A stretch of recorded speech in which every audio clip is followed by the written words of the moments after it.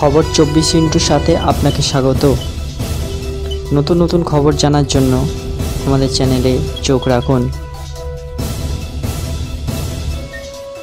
নমস্কার দর্শক বন্ধুরা, স্বাগত আমাদের এই চ্যানেলে।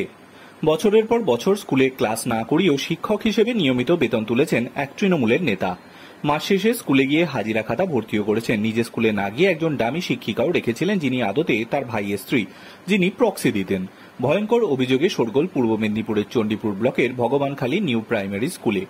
ওই স্কুলের শিক্ষক স্বপন প্রধান চণ্ডীপুর এলাকার দাপুটে তৃণমূলের নেতা। তার বিরুদ্ধেই অভিযোগ উঠেছে, বছরের পর বছর স্কুলে যান না তিনি। তার বদলে তার ভাইয়ের স্ত্রী অমিতা প্রধানকে শিক্ষক হিসাবে রেখে ক্লাস করাতেন। এলাকার দাপুটে তৃণমূল নেতার সঙ্গে জেলা পরিষদের সদস্যও বটে, তাই ভয়ে এতদিন কেউ মুখ খোলেননি। এবার অভিযোগ তুলে সরব অভিভাবক থেকে শুরু করে বিরোধীরাও। এক অভিভাবকের বক্তব্য, আমরা তো স্কুলে সেভাবে শিক্ষককে দেখিই না, মাঝে মধ্যেই তিনি স্কুলে আসেন না, তার বদলে ক্লাস নেন এক মহিলা।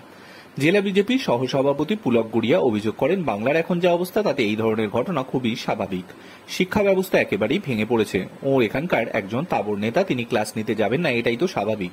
বিগত কয়েক বছর স্কুলেই যান না, অ্যাটেন্ডেন্স দিতে 2-3 মাসে একবার যান। ওর ব্যবসায়ী রাজনৈতিক নেতা, তাই শিক্ষকতার পেশার সময় দিতে পারেন না। যদিও স্বপনের বক্তব্য অভিযোগ সম্পূর্ণভাবে ভিত্তিহীন। তিনি বলেন, আমার খাতা কলমের রেকর্ড বলবে আমি নিয়মিত ক্লাস করি। 2023 সাল থেকে আমি জেলা পরিষদের সদস্য। তার আগে আমি তো জেলা পরিষদের সদস্য ছিলাম না। অসুস্থতার কারণে আমি মেডিকেল লিভ নিয়েছিলাম। হঠাৎ করে অসুস্থ হয়ে পড়ায় আমি ছুটির লিখিত আবেদনও করতে পারিনি। ফোনে প্রধান শিক্ষককে গোটা বিষয়টি জানিয়েছি বলে দাবি তার, কিন্তু তারপর থেকে নিয়মিত ক্লাস করেছেন বলে দাবি তার। তিনি বলেছেন, চিকিৎসা করে ফিরে আসার পর আমি ছুটির আবেদন করেছি এবং মেডিকেল সার্টিফিকেট জমা দিয়েছি। আমি একটা শোকজ নোটিশ পেয়েছি এবং তার উত্তরও দেব। স্কুলের প্রধান শিক্ষক নিতাই চরণ মাইতি বলেন, কোনো দামি শিক্ষিকা এখানে আসেন না। একজন শিক্ষানুরোগী মহিলা স্বইচ্ছায় মাঝে মধ্যে আসতেন, ওরা ক্লাস নিতেন না।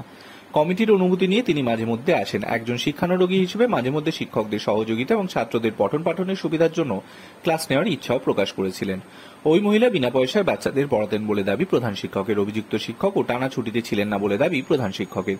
স্বপন প্রধান চিকিৎসার জন্য জুলাইয়ের 1 তারিখ থেকে 22 তারিখ পর্যন্ত ছুটি নিয়েছিলেন বলে জানান প্রধান শিক্ষক। যদিও ডিআই পঙ্কজ সরকার বলেন, এনকোয়ারি করে একটা রিপোর্ট এসেছিল, সেই রিপোর্টের ভিত্তিতে সংশ্লিষ্ট শিক্ষককে শোকজ নোটিশ পাঠিয়েছি। এরপর আমরা আইনানুগ ব্যবস্থা নেব। Bureau report.